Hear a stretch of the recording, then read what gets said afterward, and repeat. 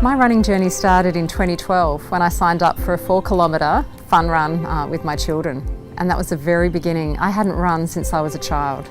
Now my running journey's taken me to the ends of the earth and back again. It's been an incredible experience these past 6 years. Before I went, I did a lot of sand training down at the local beach at Coogee, but also down in the Sutherland Shire along those long stretches of sand and into the sand dunes there, just to get the action of your feet and adjust your gait to running in soft sand. Throughout my training, I gradually increased the weight in my backpack, just so I would adjust to carrying up to about 9 kilos. But that really didn't prepare me entirely for those long days back to back and that really long run on day 4-5. It's a bit hard to believe we're actually here. We've just been on a bus for 6 hours from Ouarzazate and arrived here at the bivouac.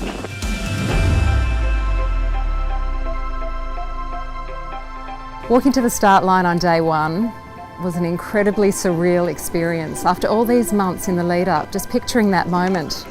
And there I was with my backpack on with 22 other Aussies. Here we go. Thinking, what on earth is this going to be like? I was running into the unknown, just thinking I have 250 kilometres ahead of me, stretching out over the next few days. It was incredibly daunting.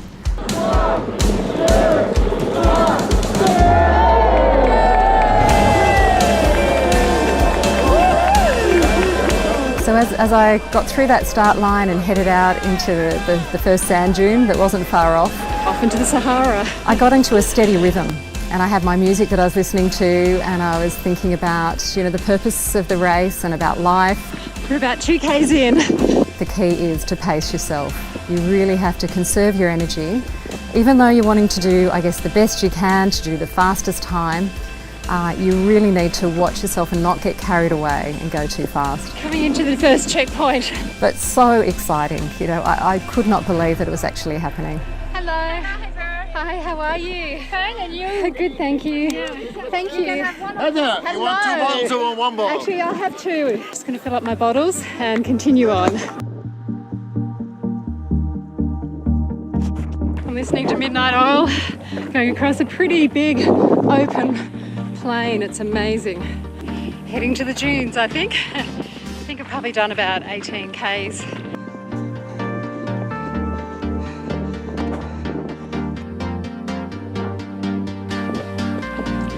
Woohoo! I can see camp. Dedicated to all those beautiful women with ovarian cancer. It's kept me going today. Yippee! Day 1 is done. Thank you very much. Thank you. I'm feeling good. I'm pretty tired, but absolutely elated to have finished stage 1. So that's 30.3 k's knocked off the total. I'm normally a really good sleeper, but for me, I'd taken a very small sleeping mat with me to conserve weight. I was pretty uncomfortable, so I really slept in about 20-minute bursts, and some nights were a lot colder than others. On day 2, it's a very different feeling to day 1. For day 1, we were full of expectation, full of energy, wondering what on earth was ahead of us. Day 2, we knew, and I think most people have had a fairly sleepless night. You're tired from day 1, and it's a lot quieter around camp. People are taking a little bit more time getting up, getting organised and walking more slowly to the start line.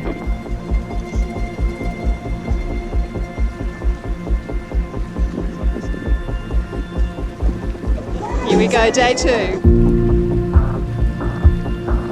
So day 2, I started out pretty strongly. It was a really flat course to begin with a vast clay pan.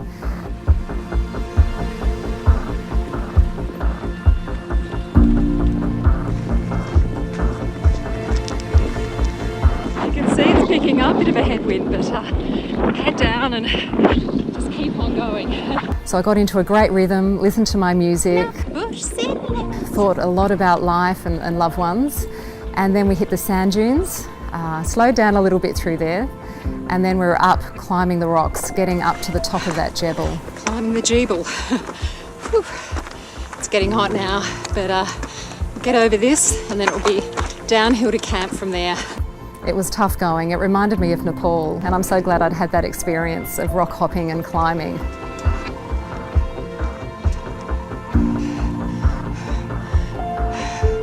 Nearly to the top. Amazing view. After conquering the Jebel on day 2, unfortunately I developed blisters, particularly running down in the soft sand on the other side of the Jebel. This is so much fun! Listening to some Paul Kelly, dumb things. Kind of appropriate.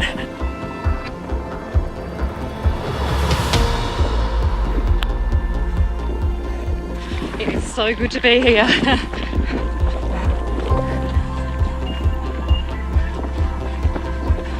Day 2 done. It was a toughie, but I did it for all those beautiful ladies who we've lost to ovarian cancer. We did it. I'm just going to give my face a bit of a wipe. I think I have a big layer of dust all over my face. Time to take off the gaiters. Not too much sand, that's remarkable. After heading down those sand dunes this afternoon. But I was glad to have that day over and done with, and I thought if I can get a really good sleep tonight, then day 3, will be an even better day.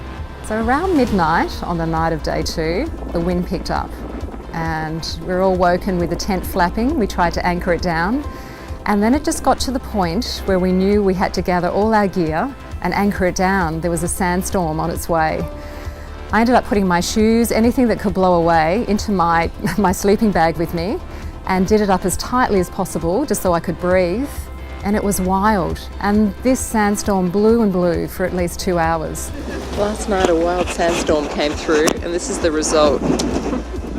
So by the time we woke up in the morning, we were coated in sand with very little sleep.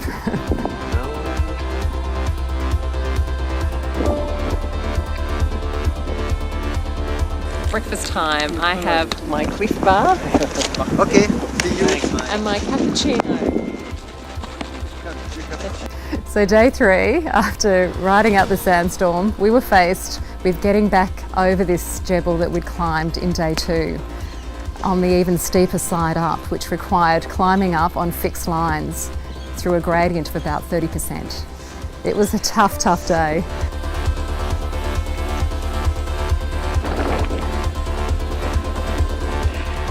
Made it to the top of the first one.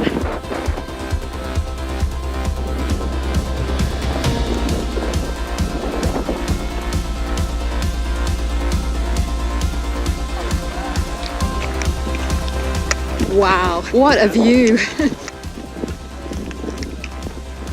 Second climb done for the day. Oops, better watch my feet.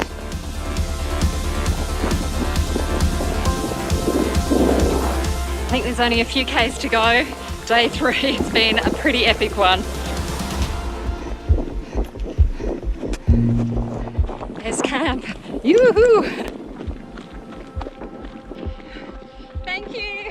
So as I finished the run on day 3, I got back to the tent and I got out the booklet that had the route for day 4-5 and studied it, and saw we had several sand dunes, clay pans, riverbeds, quite rocky jebels, ridge lines to I guess, get through. It's incredibly daunting, and as I tried to sleep that night, it was very much a case of keeping my anxiety under control, knowing that it was such a huge job that I had ahead of me. This is the big day, well, day 4-5 joined together, so final preparations. Big 86.1 or something ahead of us. Today is dedicated to my family, to Mum and Dad, my brothers, and Doug, Beck and Cal. This one's for you. Love you guys. So it was incredibly overwhelming, but I knew that I just had to dig deep that day, rely on the strength that I'd gained, I guess, in the battles that I'd faced in the past. Here we go, big day. I told myself I was not going to stop. I would get to each checkpoint, refill my water bottles, have something to eat, but I would keep going. I would not stop.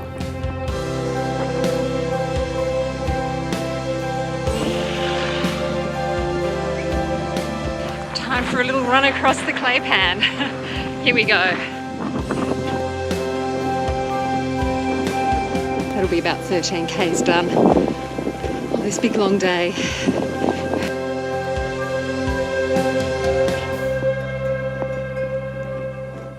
Coming up to checkpoint 1. Just trying to run as much as I can because my hips get a bit sore when I'm power walking. I've got my shoes done up as tightly as I can, stop my toes touching the front where the blisters are. So that's managing to keep me okay with the pain at the moment.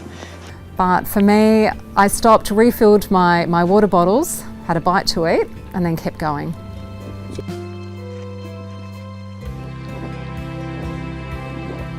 Downhill is so sweet. That was fun. It's getting pretty hot now. I'm not sure what time it is or how long I've been going for, but woo, I think we're heading to the middle of the day. I think I'll stop and put some band-aids on at checkpoint 2. This is a big journey, just toughing it out right now. But I'm going to think of my mum now.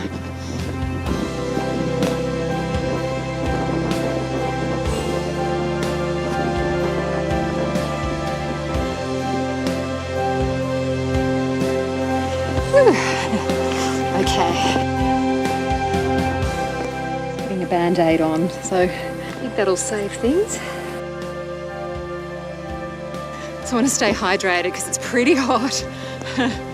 Whew. Sweating, my hands are swelling a little bit. Unfortunately, I don't think I can run at the moment. Maybe when it cools down a bit, I might be able to, but just power walking along. Hopefully get some more K's in before the sun sinks down. Even though at each checkpoint there were the tents where you could curl up and have a sleep and get your sleeping bag out, there was something inside me that just wanted me to keep going. I wanted to will myself along and get to that finish line. I think had I stopped, I probably would have slept for several hours. And then I know when I would have reflected on the race, I would have been disappointed with myself. So I resisted that urge and I just kept going. Well, the sun is setting. Just been through that last checkpoint and heading off. I have my glow stick, I think you can see attached. And I think at the next checkpoint we get given our flare. So here we go, into the night. Yeah, as I saw that sun sinking into the west and the wind picking up, it was really, really hard actually to stay positive because I knew I still had 40 kilometres to go. I was exhausted at that stage. There was a series of sand dunes coming up and I just wanted that sun to stay. I knew it was going to be such a pitch black night, incredibly daunting thought, and I was determined not to stop, that I would keep going. I'd get to each checkpoint, have a drink, something to eat, warm up, and then keep going. During the middle of that night, in between the checkpoints, I found myself quite often by myself. I could see the head torches of other people in the distance, and I thought a lot about my family and my friends. I cried, I laughed, I sang. I found that my hands were swelling so much, I think due to the stress that I was under with my body, and I got incredibly cold to the point that I was shaking. So at the final checkpoint when I stopped and I put my spare socks onto my hands because they were just freezing cold, they were almost numb. I'm on the last leg. I've just got through the last checkpoint. Just had to really push through tonight. It's been pretty tough. But thankfully I have my music and the stars are beautiful to look at. Maybe I did put myself at risk because I know that I was incredibly cold. I was shaking, I was weaving, I was not running straight. I was actually running in a zigzag line. I felt incredibly lightheaded, almost to the point where I was seeing things in the shadows on the side of my head torch.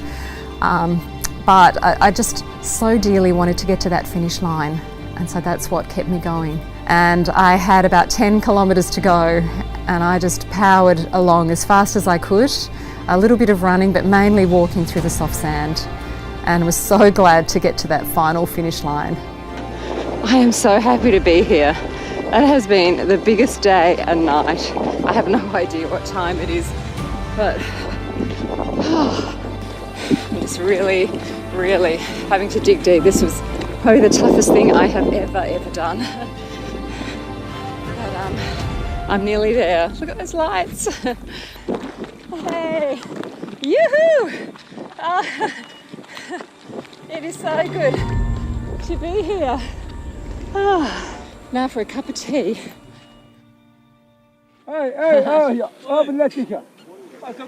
Day 6 was a challenge actually getting up out of bed. You basically had to crawl and then, yes, get up into a standing position. Incredibly stiff and sore. And my blisters were pretty sore as well. And then thinking, I have to run a marathon today.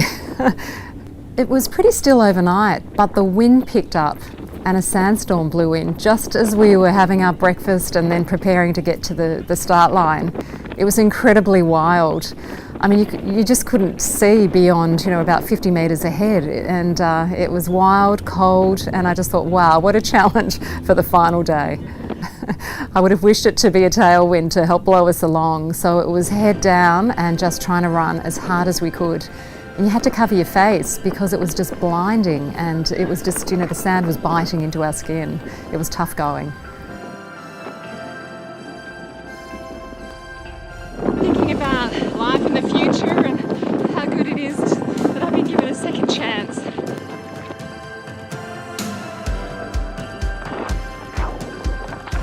I've run pretty well so far, but just having a bit of a walk. It's wild.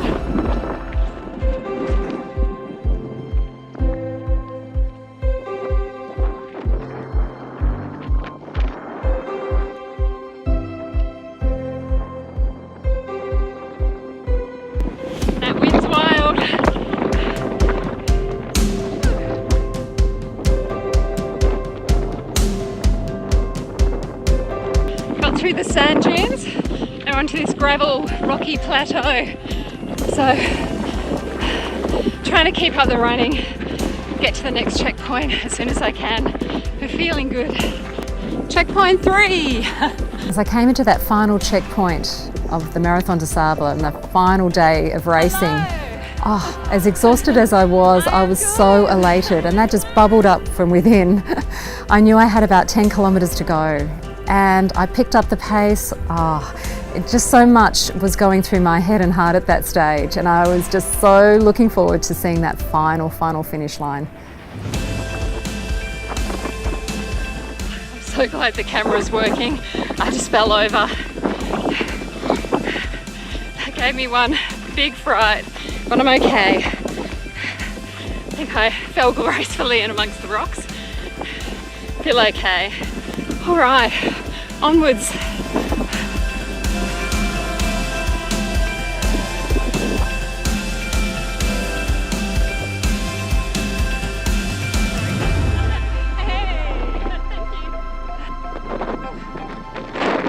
That's the finish line. I really understand how outrageous and how phenomenal it is to do a race like this, knowing where I've come from surviving ovarian cancer, from being curled up in that hospital bed all those years ago, just willing to survive. I really pinched myself. I still can't quite believe. I think it's still sinking in, to be honest. Just lining up for our medals. Honestly can't believe it. It's done. I don't think I have anything left in the tank. But we've done it. It was tough. It was really tough, but got there.